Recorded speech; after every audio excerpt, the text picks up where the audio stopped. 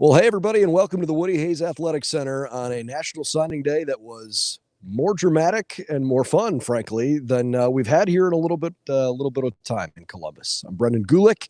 Thanks for joining us on Buckeyes Now. Of course, we're part of the Sports Illustrated Media Group, but also the Buckeye Breakdown podcast as well. And I'm inside in the Woody Hayes Athletic Center here on the indoor field. After Ryan Day had what ultimately ended up being like an hour and 20-minute press conference that had not but one, but two intermissions. Kind of a funny afternoon because the first one was certainly unplanned. The second intermission was because the press conference ran quite a bit longer than we expected. There were a whole bunch of things that were kind of happening at the same time. And so I want to just give you an idea what the day was like. Most of Ohio State's commitments today on National Signing Day were uneventful. Many of them were officially in. The paperwork was signed and done within the first couple hours of the window, and not a ton of drama. But the two probably most coveted targets for Ohio State took a little bit more time, and not necessarily because the thought was that Ohio State was going to lose those guys, but more just the timing of some of those announcements and trying to figure out how this was all going to shake out. Of course, I'm talking about Jeremiah Smith and Edrick Houston. So Jeremiah Smith, the third highest rated recruit in Ohio State history behind, believe it or not, Quinn Ewers and Terrell Pryor, a receiver out of Florida that the Buckeyes love. He is the number one player in the country, and especially after losing another receiver in this class unexpectedly, it became that much more important for Ohio State to hang on to Jeremiah Smith. And Ryan Day's press conference was scheduled to go live at noon, and Jeremiah Smith hadn't quite yet committed.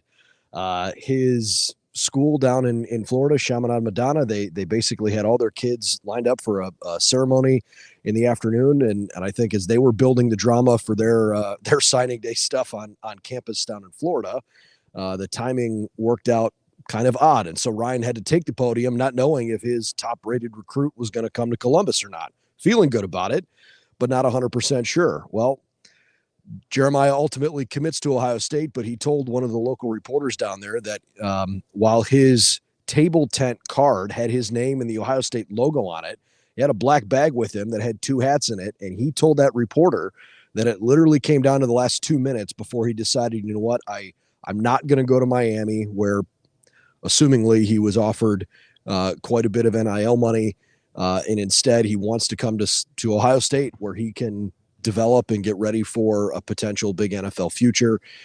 Brian Hartline gets a lot of credit for hanging on, because I'm sure the temptation to stay close to home was quite real for Jeremiah Smith. So the Buckeyes able to land Jeremiah, and Ryan Day learns that mid-press conference and almost doubles over in this exhaustive relief, didn't outwardly show a ton of excitement. It was more, I can't believe that just happened, big deep breath, exhale without, saying much, because he's live in front of a bunch of reporters and a bunch of cameras.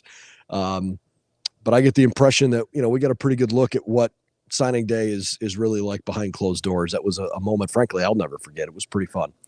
And obviously the buildup continued with Edrick Houston. Not sure. Was Ohio State going to land him? Were they not? Well, I don't know if it was all timing or how this all shook out, but Ryan Day was literally talking about Larry Johnson, giving him a vote of confidence, saying, yes, he expects him to be back next year. He's got youthful energy, and he's done a great job with the defensive line, during his time here, and he doesn't see him slipping. There's been a lot of people critical of Ohio State, recruiting the right kinds of defensive linemen and being able to land them. And while JT Tuimoloau and Jack Sawyer have had nice careers, the groups behind them maybe haven't quite followed the way that some fans wanted. So Ryan gives a vote of confidence to Larry Johnson, and then has to go outside and take a phone call. It takes an unexpected break in the middle of the press conference, and he's gone for a little over 10 minutes and wouldn't reveal who he spoke to, because